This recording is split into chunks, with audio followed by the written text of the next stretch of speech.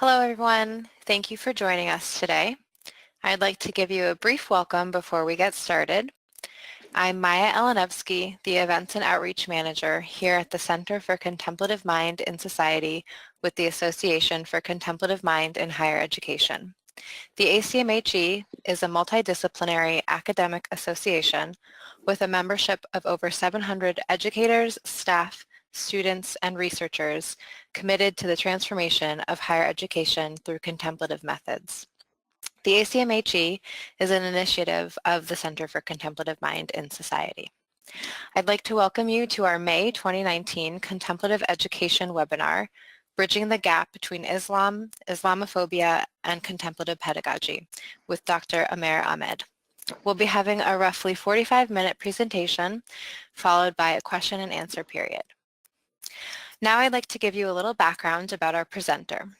Dr. Amer F. Ahmed is an organizational strategist who helps institutions and leaders address diversity and inclusion, equity, race, and intercultural development through counseling, coaching, group facilitation, and keynote speeches.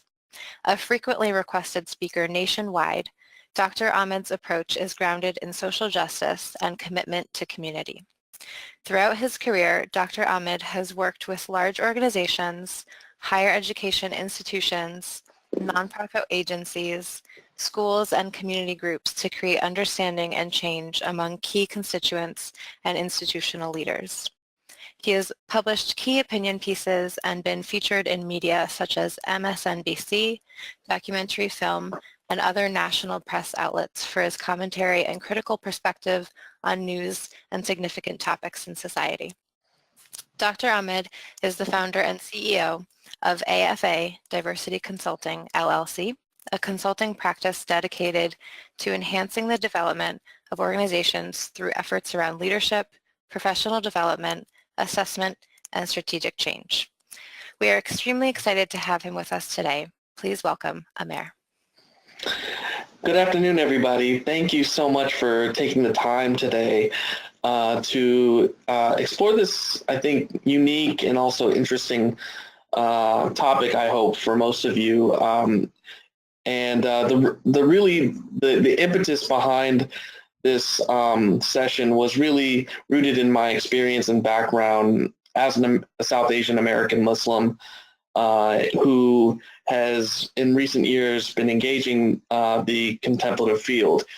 And I felt like many people from my community are not well represented in the field, and I could kind of imagine there being a pretty notable gap based on my experience of the American Muslim community and my experience with some of the contemplative spaces like the summer session that C-Mind holds, as well as some other spaces. So this session is not intended to be a comprehensive solution, but really more raising my observations and some realities and concerns and possibilities, and opening up the conversation for how we can create space that can be more inclusive for people who identify with Islam, but also for folks to learn and understand some of the issues that the American Muslim community faces, and how this as a community can bridge some of the realities of that community in relationship to what we have to offer. So I just wanted to start with a little bit of my own backstory to help you understand that context in terms of where I'm coming from. So I grew up in an Indian American Muslim household. My parents were immigrants from Hyderabad, India, and South Central India. They came to the United States in 1967. And so our family is a couple generations in now. We've been here for quite some time. I was raised in a pretty traditional family. In terms of South Asian Muslim background, I went to a local mosque and was taught the Quran, the Holy Scripture, at our mosque. My parents were part of starting the mosque in our community, particularly the immigrant Muslim mosque, which was comprised of mostly South Asians. And when I say South Asians, I'm talking about Pakistani and Indian, mostly Pakistani Muslims. And so there was a cultural component as well. Because my family was also Indian, my family had grown up around many Hindu people. All my dad's best friends growing up were Hindu. And that might have been different than if we were Pakistani, who most of my Pakistani friends did not have families with that kind of background and experience. Most of their friends were Muslim growing up, and that's going to be relevant later in this talk. So I grew up in Springfield, Ohio, kind of a prototypically post-industrial American city in which many blue-collar jobs went away from the factories, particularly the Navistar, previously known as International Harvester, where agricultural equipment was built. And so a lot of those jobs went away, went to other countries. And so it was a community in which many people fell into the working class.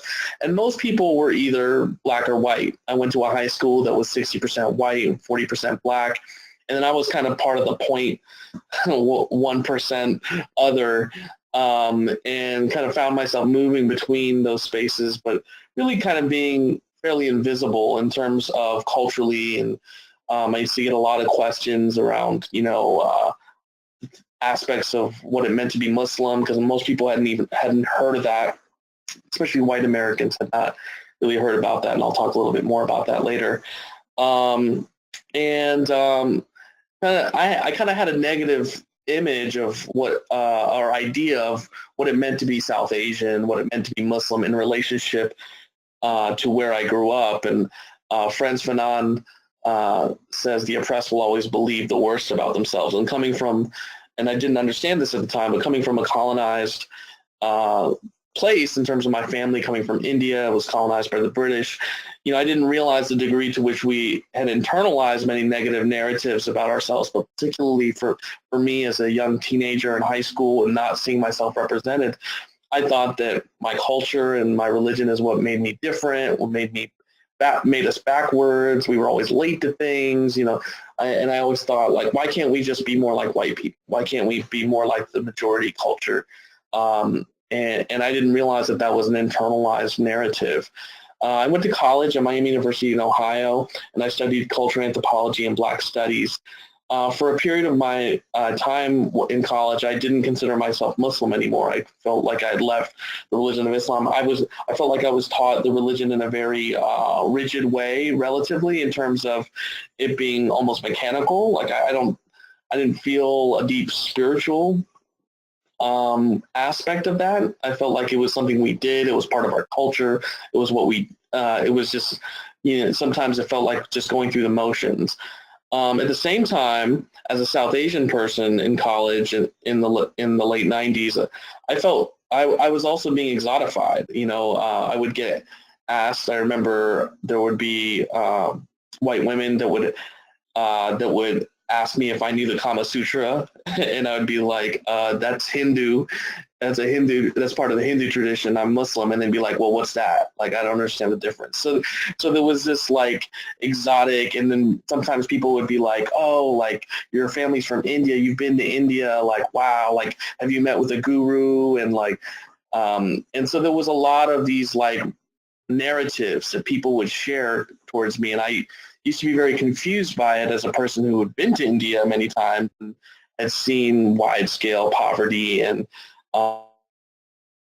they were talking about a place that I'm sure existed in my mind, existed in India, but was not something that you immediately saw the moment you showed up. And so I was very confused by this exotic idea of what India was.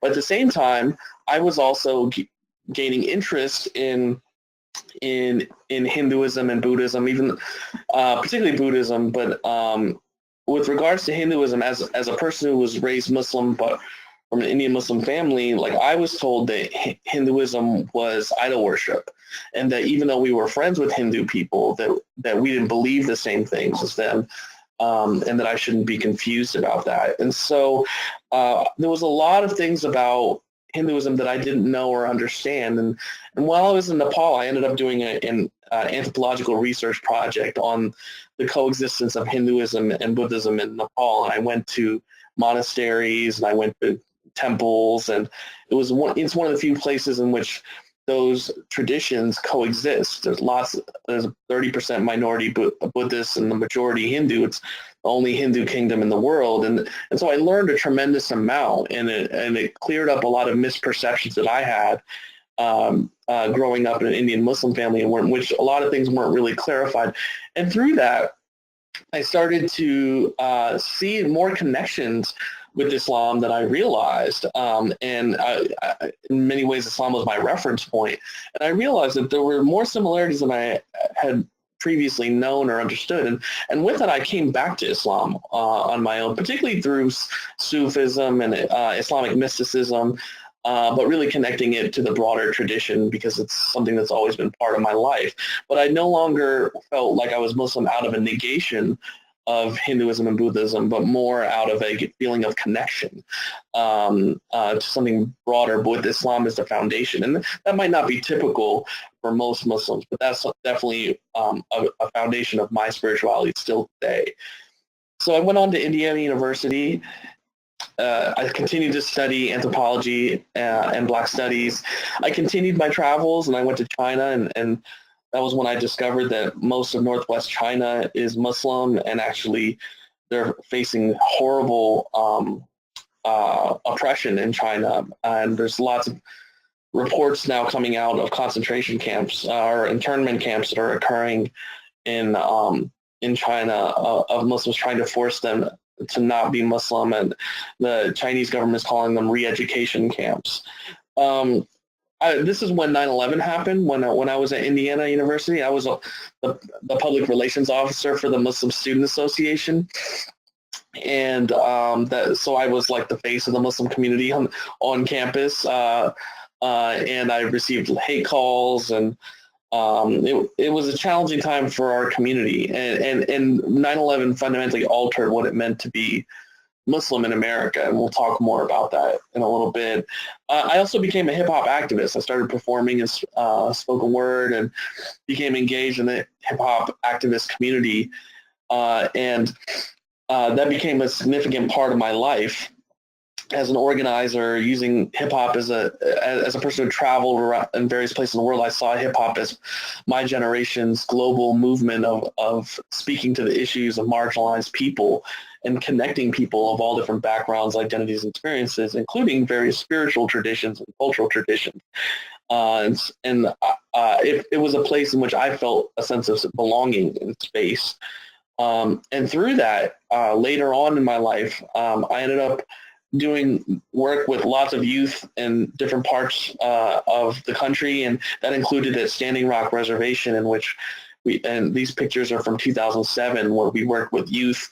Many of these young people went on to protest the Dakota Access Pipeline a few years ago, and it was there that I engaged in, I was welcomed and invited into ceremonies and engaged in a number of spiritual practices, Lakota spiritual practices there as well. And once again, I found a connection spiritually between my Islamic spirituality and what I experienced at Standing Rock. And there were many prophecies actually that were shared at Standing Rock about the future of Standing Rock, and some of those became true. And one of those prophecies was that Standing Rock, that the young people we were working with were going to make Standing Rock known throughout the world in resistance of the colonizer. And we, a decade later, that ended up turning out to be true. And so there's a power to these various spiritual traditions, and I've had a unique experience of engaging and connecting to them, to various forms of spirituality in different parts of the world. And throughout my professional life, I've been working on diversity and social justice here in the United States, and primarily based in higher education, work at colleges and universities, working among some of the more high-profile people in the field. And it, as an Indian Muslim, I was kind of an anomaly in that space too. Prior to coming into some of the contemplative spaces, there weren't a lot of people in my background represented in those spaces. And I found myself needing to articulate the experiences of my community in a way that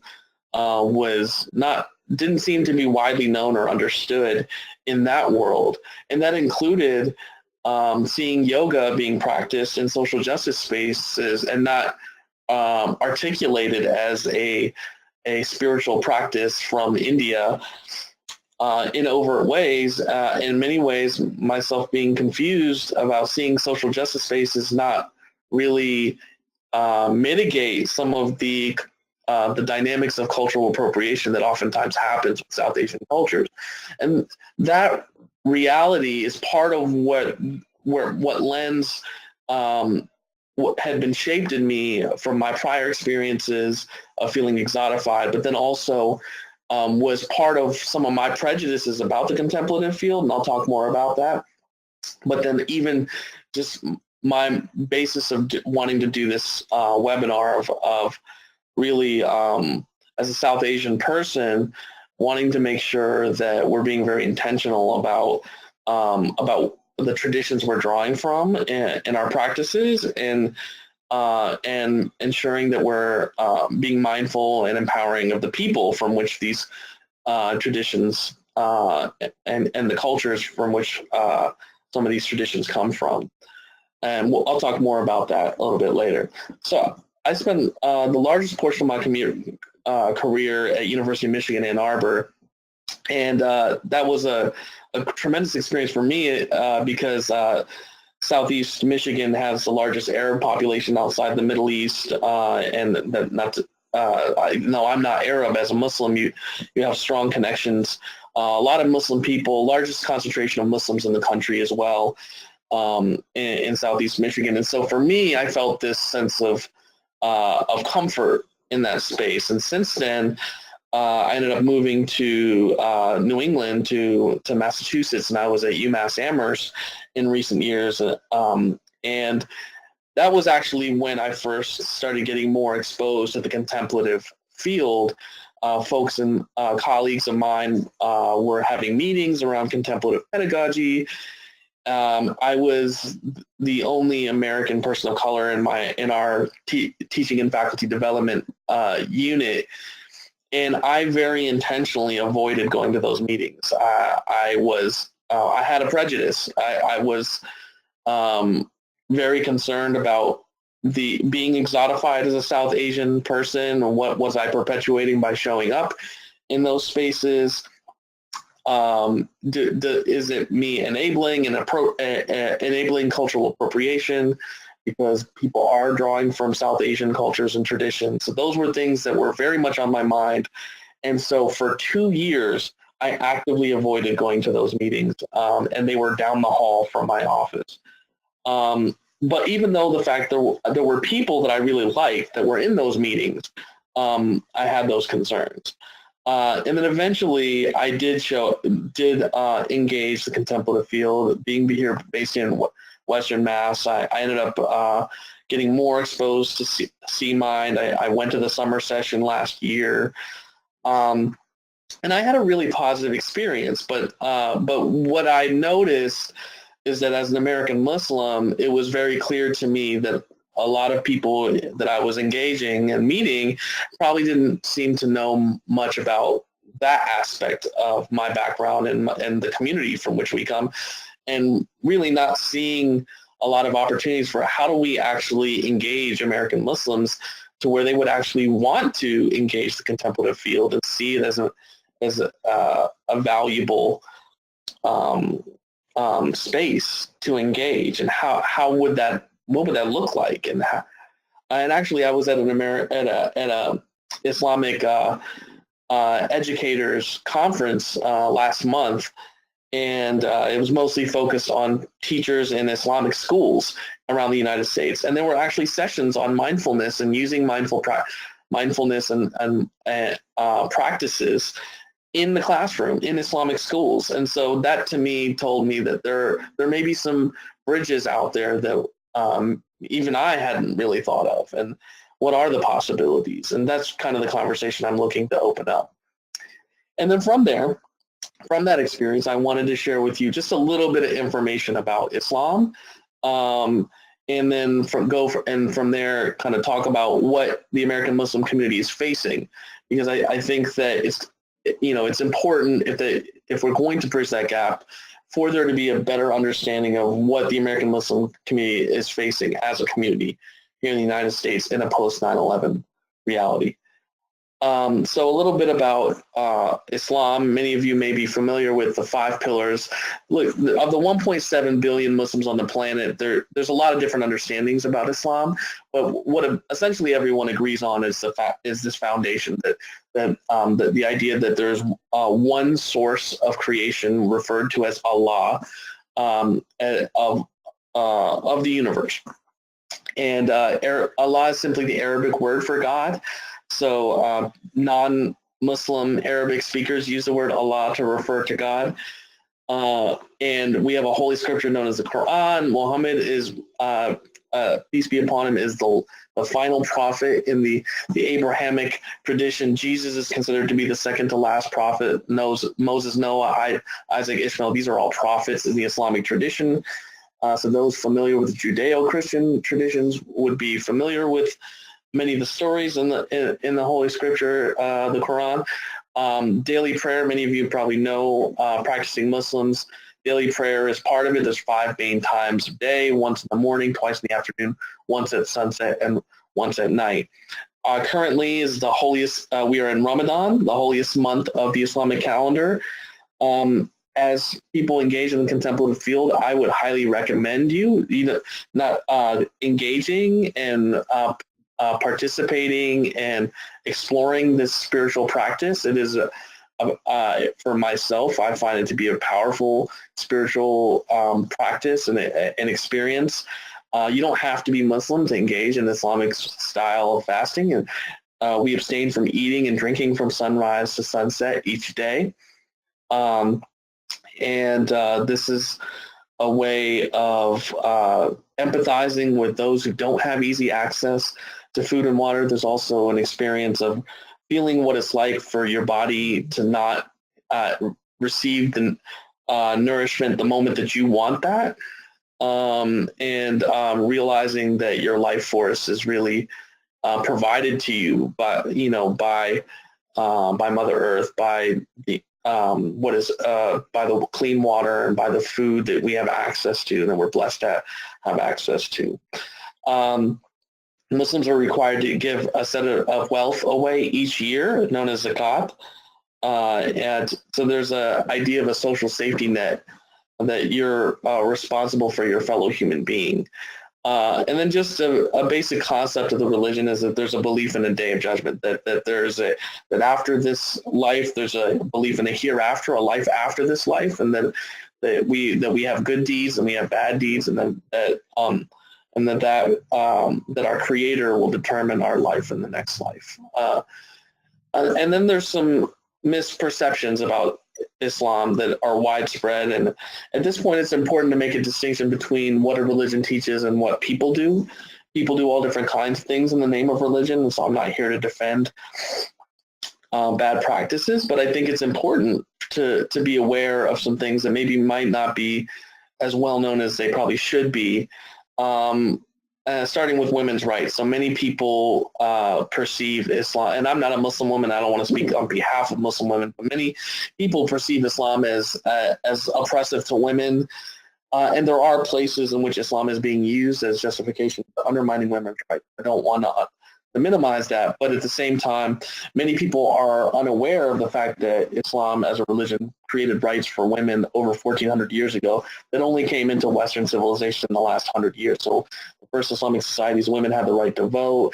Many of the rights were guaranteed through marriage, around property ownership, and in fact, the Prophet Muhammad's wife, Khadija, was a business owner, so you're allowed to not just own, have resources, own property, guaranteed those rights, but also to own a business, to fully participate in society. So we see the fact that these these guarantees are undermined in different places in the world, and they're in contrast to very prominent notions and concepts at the heart of the religion.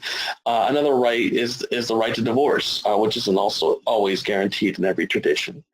But there's also the big perception that Islam is a violent religion, and many people point to the concept of jihad. Now, there's two types of jihad. First of all, many people think jihad means holy war. Jihad does not mean holy war. It means struggle or to strive.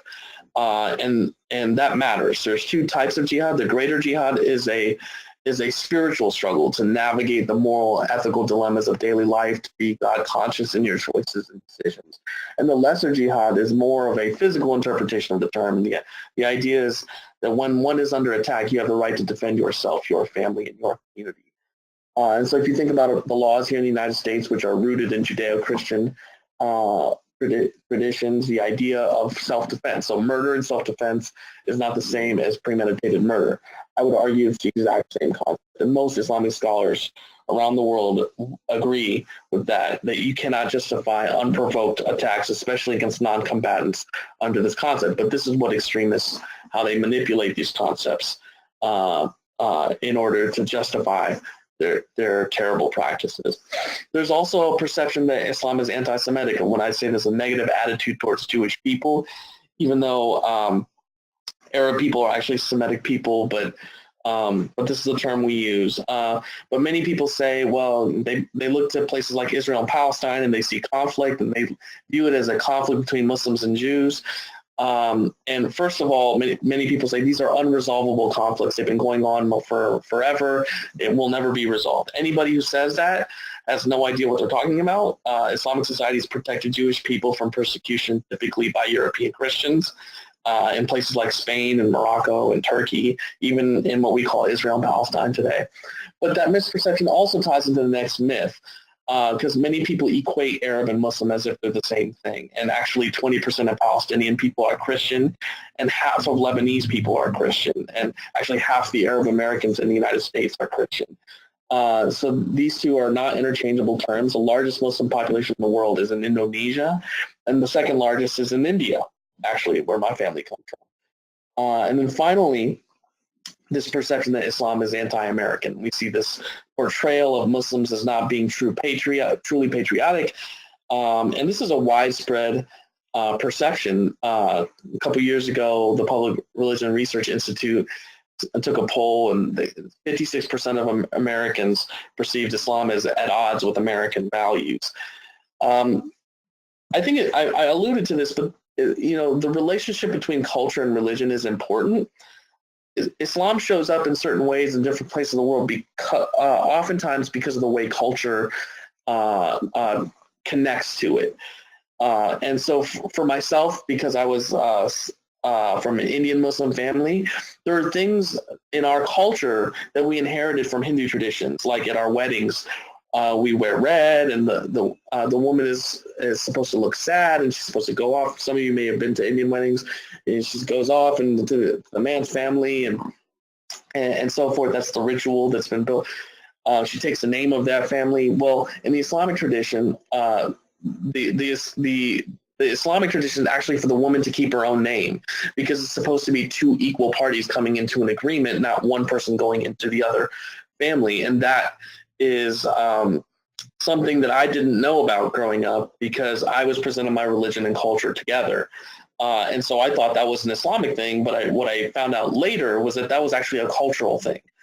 And so that kind of blurry line between religion and culture exists for Muslims all over the world. And what that means is that it creates this connection amongst Muslims who people identify with the religion of Islam around the world, but it also creates tremendous variation, not just culturally, but also just in terms of people's interpretation and understanding of what the religion means to them. So there's all this diversity. But we view ourselves as part of a global community of brothers and sisters. We can refer to ourselves as an ummah. And as a result, this connection is really powerful. So for myself as a South Asian Muslim, I'm likely going to have a very different connection to, let's just say, an African American Muslim than a Hindu South Asian person would, right? Because we greet each other with Assalamu alaikum. We might pray together at the mosque. And so it creates a different kind of connection and relationship. And that's been very much part of my experience for sure. A little historical context. This is my attempt to put all of post-colonial theory in one PowerPoint slide. You know, I think this history is important for us to be able to understand why it's important to be able to understand why people from cultures like mine get sensitive when you have Western use of our cultural traditions and our spiritual traditions and our practices, because there's a history of exploiting and colonizing and taking resources of traditions, and while leaving various societies in oppressed circumstances or less than ideal circumstances. We all should know about colonialism, but many people view post-colonialism, the 20th century, as this era of independence for many countries. But in reality, many European countries started to realize that people didn't like being ruled by them. And so oftentimes dictators were appointed of strategically divided countries that forced different ethnic groups to share a country, with certain groups having more power than others, dividing ethnic groups across different countries.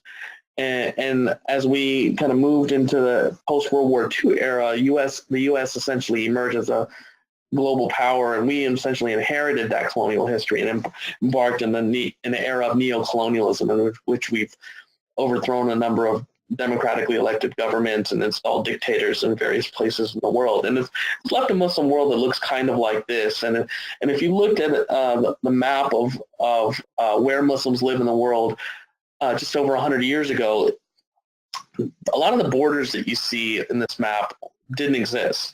So a large reason why Muslims live where they live in the world is because of trade. So after the first couple hundred years, Mecca, which is in modern-day Saudi Arabia, was the trade center of the world. You had silk and paper coming from China across the Silk Route of Central Asia, bringing paper, and then that went across the trade, the trans-Saharan trade routes to West Africa. That's how paper got to West Africa. Gold from West Africa went east and devalued gold worldwide. You had the Indian Ocean spice trade. And so what occurred in a lot of cases was through trade, people exchanging stories. And this was the way in which knowledge was disseminated, was through the oral tradition, sharing of stories. And many people knew the Quran, the scripture, by memory. And in the trade bazaars, people would exchange stories and they would share. And what happened was a connecting, a fusing of cultural traditions, spiritual traditions. And so in West Africa, you'll see a lot of ancestral spiritual traditions connecting with Islam and embedded and connected to Islam. And you'll see various elements of this in various parts of the world. So in many places, Islam did not replace the existing traditions, but fused and connected with it. And you had freedom of movement and exchange across these distant lands. But under the colonial process, you had the creation of a lot of countries out of whole cloth. So Afghanistan was created strategically as a buffer state by the British. They didn't want their crown jewel of India to share a border with China, which had not yet invaded Tibet yet at the time. Iraq, many of you probably aware of the three main groups of Iraq: the Sunni Arab, the Shia Arab, and the Kurds. The Kurds are also Sunni Muslims, but they're a different ethnic group who got split across 5 different countries, never wanted to be part of a country known as Iraq, ruled by Saddam Hussein, Sunni Arab, who was empowered by the United States. And of course, there's Saudi Arabia, which was just Arabia. And if you know the story of Lawrence of Arabia, you know that this part of the world was, the House of Saud was empowered by the British to fight the Ottomans or the Turks around World War I. And for the last 100 years, it's been ruled by this particular group of people with a particularly rigid interpretation of Islam.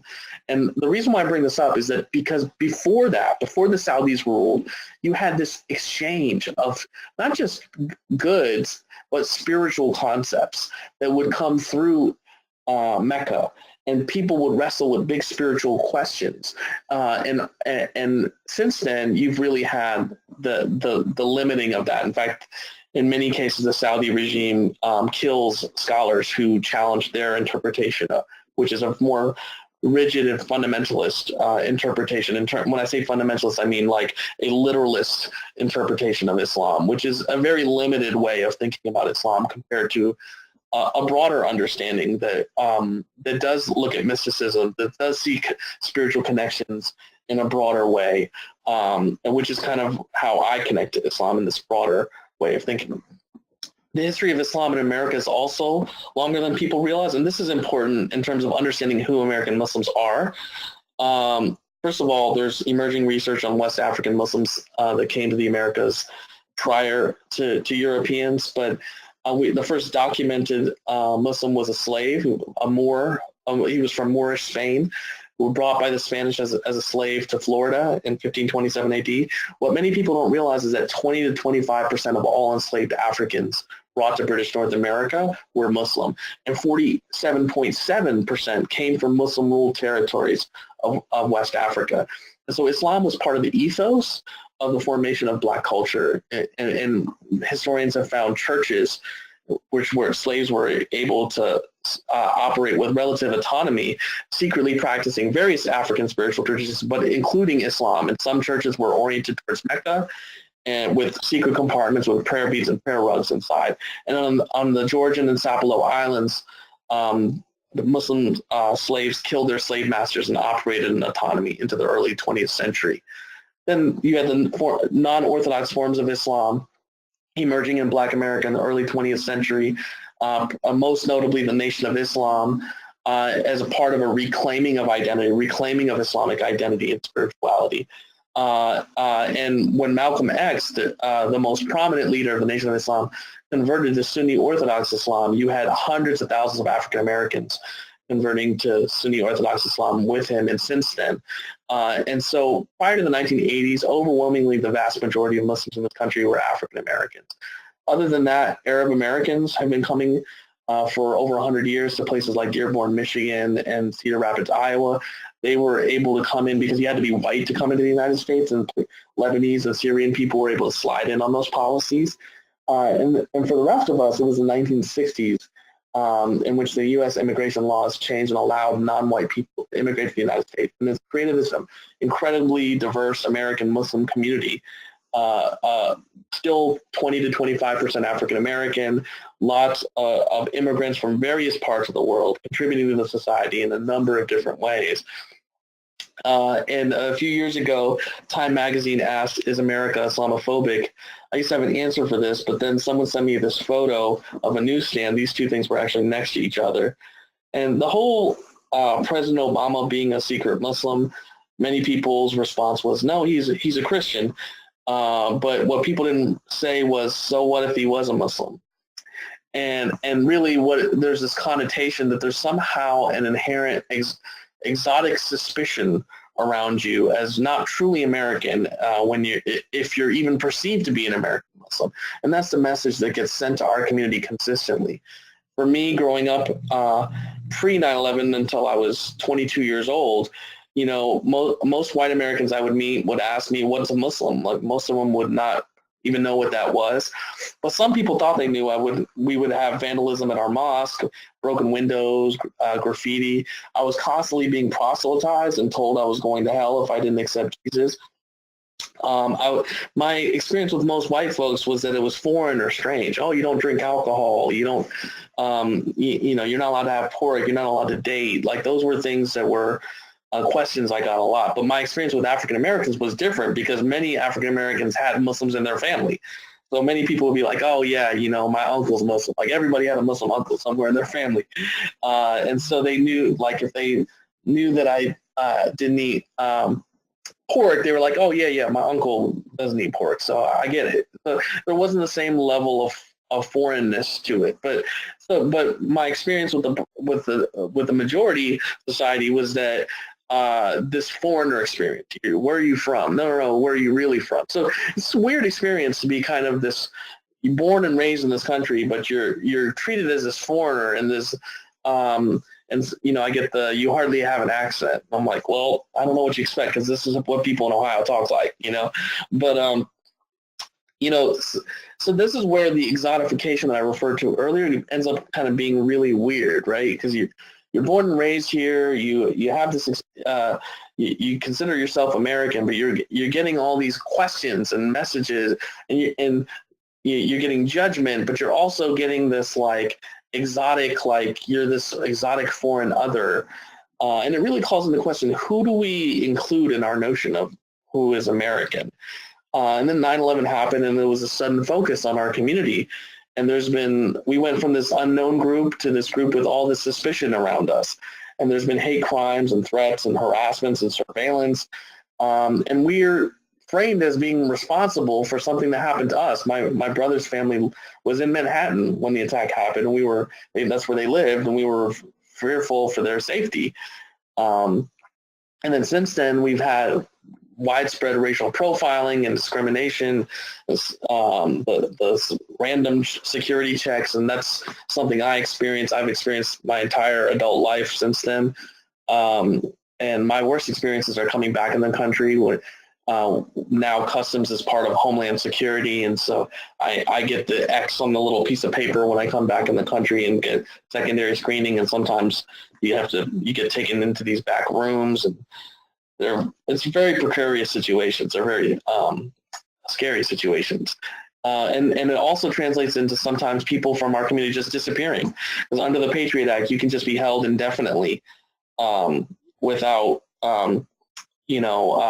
any access to a lawyer. All habeas corpus got suspended under Patriot Act, which still is in existence now. And so as a result, our civil liberties and our civil rights are undermined. A few years ago, there was a Ground Zero mosque controversy, which was not a ground zero and not a mosque. And the opposition to this community center in Lower Manhattan became national news. But our opposition to our community centers and places of worship are all over the country. And of course, our places of worship are also attacked, arsons and so forth. We've had congressional hearings against our community, which you should know that as a community we commit less crime than any demographic in the country. And we've have profiteers, people who make money demonizing Muslims.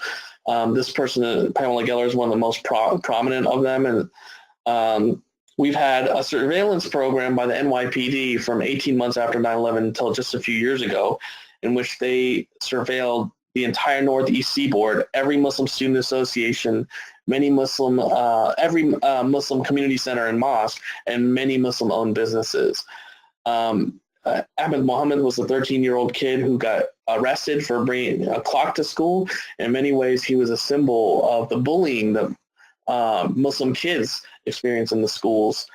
Islamophobia affects other communities, particularly South Asian, but not just South Asian communities. American Sikh community is the community that has been subjected to the most hate crimes. It's a percentage of their population in this country. This horrible shooting happened at their Gurdwara temple in 2012, and this was the one that was not included in all the places in which President Obama went to mourn the loss of these lives. And of course, the perpetrator of this is called a crazy individual, not called a terrorist. And so what's happened is that we've racialized terrorism in this country, and it means that some people are viewed as terrorists, and as a result, and are grouped in with that. People from our community get grouped in with that, and we lose our rights in this process, right? And then not just the American Sikh community, but the Hindu Americans are also subjected to hate. My former student, Nina Davuluri, was the first South Asian winner of Miss America, and she was bombarded with all these hateful tweets. This is Miss America, not Miss Terrorist. Hashtag get off the screen. Are you serious? The Arab wins.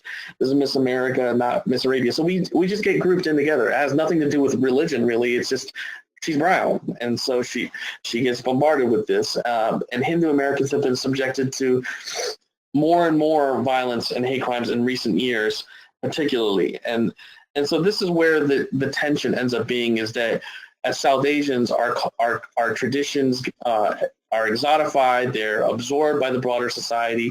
People want to wear henna on their hands, they want to do yoga, but the issues and the violence and the challenges that we face are not addressed.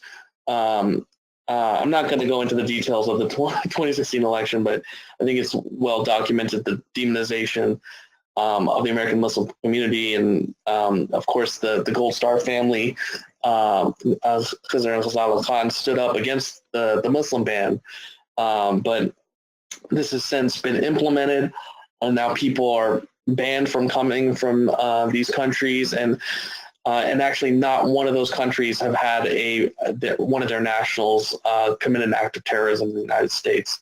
So it's not really about people's safety, it's just about the demonization of Muslims. We now, of course, have 2 Muslim women who are in Congress who are speaking up, but we also see the demonization of them. And one of them, Ilhan Omar, a Somali woman, she actually is from Minneapolis, and her mosque was actually bombed. And we never heard about this in mainstream media.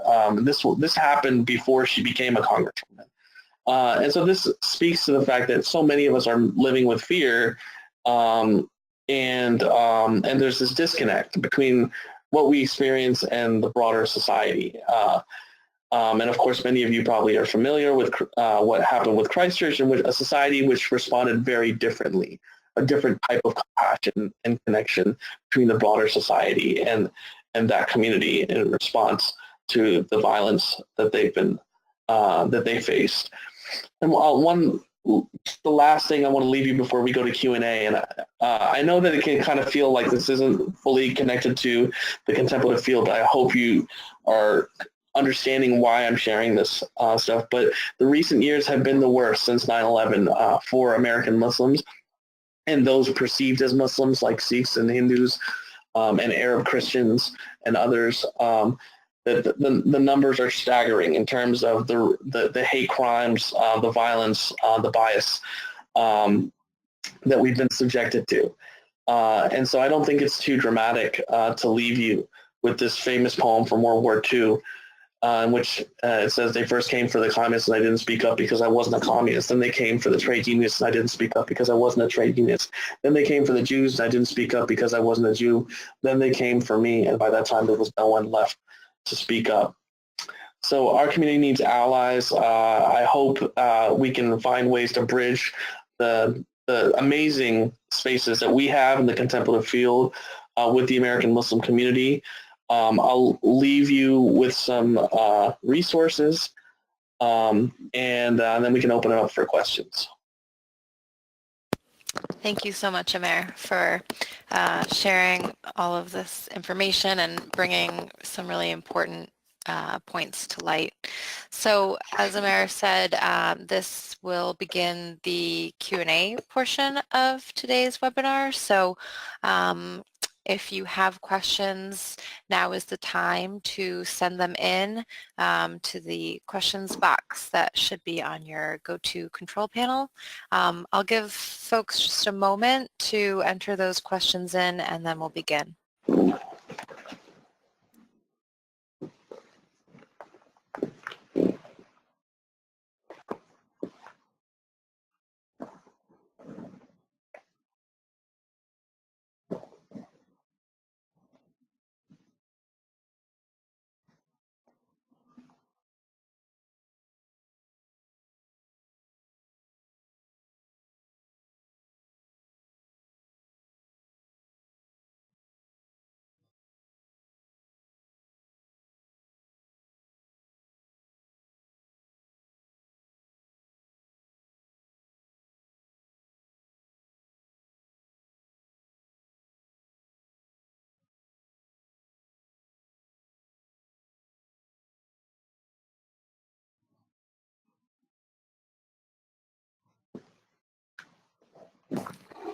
Okay.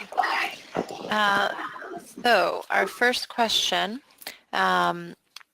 what particular contemplative skills might relate best to the Muslim American community? Well, I mean, as I mentioned, there's, prayer is part of a daily practice for Muslims, and that's a spiritually reflective activity. And so, in how we create space, I think contemplative spaces, if we are going to invite, first of all, I think Maya and I, we've talked about the fact that I don't have easy solutions but I do think the effort of outreaching to the American Muslim community and inviting them into the spaces and creating space for Islamic style prayer and having the conversation of how can Islamic practices influence and impact and connect with the broader practices that are being used in contemplative spaces. I think that's the conversation that I'm hoping to open up here.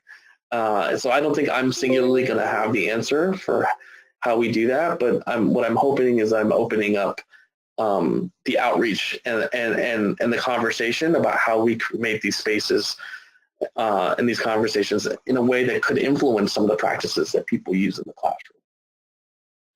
Yeah, thank you. Mm-hmm. So our next question is, can you comment on the benefits of interfaith literacy on college campuses?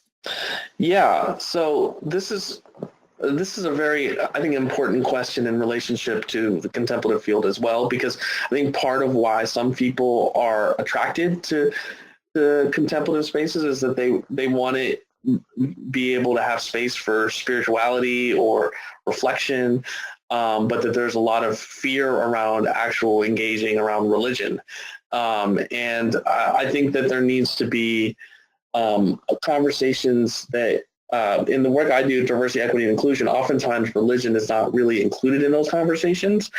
And I think it's really important that we have not just interfaith spaces, but we talk about the role and relationship of various people connected to various spiritual traditions in relationship to the higher educational experience, and how we create space for people of various traditions to be able to, for us to be able to draw from their traditions as a resource of knowledge, wisdom, and reflection in some of the practices and how we go about teaching in higher education.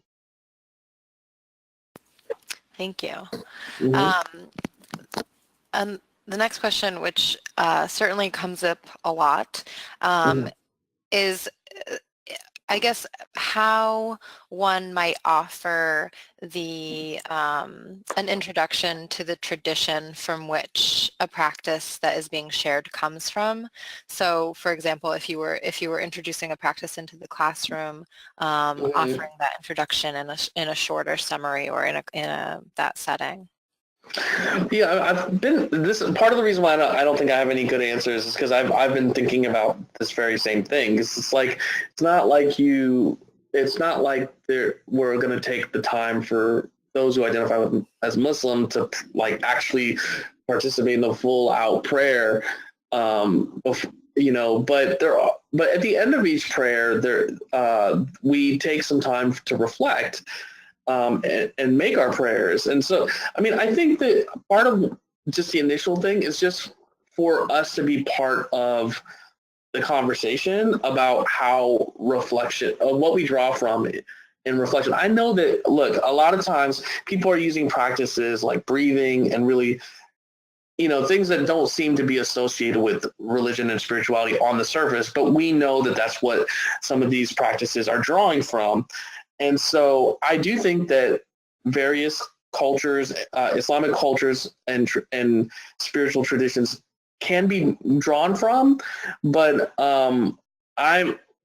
it could also just be the option of Islamic style, because at the end of each prayer, many of us put our hands together and we pray and we make reflection. And even if it was just space to do that, as if students are given the choice of a type of practice to engage, and that for Muslim students to know that you actually think is valuable for them to draw from an Islamic style practice for them, depending on how much time you're giving them. I think that it creates a level of visibility of like, oh, I see you. I see that what you come from matters and is relevant to what we're doing here. That's the initial place my mind has gone to so far. But again, I do think that it is about having the conversation with Muslims in various contexts, including on our campuses, about how students would like, could potentially see, or our colleagues potentially see their tradition as relevant to the ways in which we're engaging in these contemplative practices. Thank you. You started that answer by saying that you didn't have any good answers, but I think that response was really great and should provide some ideas for folks to work off of. So thank you for that. So I think I'm just going to read one more question and have that be the last one for today's session. This one is a bit about ethics, I suppose. So in professional courses such as medicine, teaching, social work, and youth work, which are built on values and ethics, should a contemplative pedagogy lead to a blending of personal and professional values and ethics? Well, it's really interesting because I think, now if we get deep on an epistemological level, if you think of Pierre Bourdieu's notion of distinction, right, and what's even just created this Western form of the academy and this clear distinction of knowledge and disciplinary knowledge, and that this idea is separate from this other idea, whereas many cultures and traditions and spiritual traditions are more integrative in how we think about the relationship and connection of different kinds of, and you might think this is a bad word, improper English, but different types of knowledges, right? And I think that when we create space for connection, we actually begin to challenge oppressive Western systems of that say that this idea has nothing to do with this other idea, as opposed to more integrative ways, right? And I think that's the challenge of the work going forward, is how do we create space for us to be able to be whole people and bring these different ideas into educational spaces together in a way in which we're not imposing, right? But we are creating space, right? And we're creating potentially room for exploration. So on a side note, as related to this, my father actually created something known as the International Institute of Islamic Medicine, which is has tried to create archive of Islamic medicine all over the world and from various Islamic societies and civilization.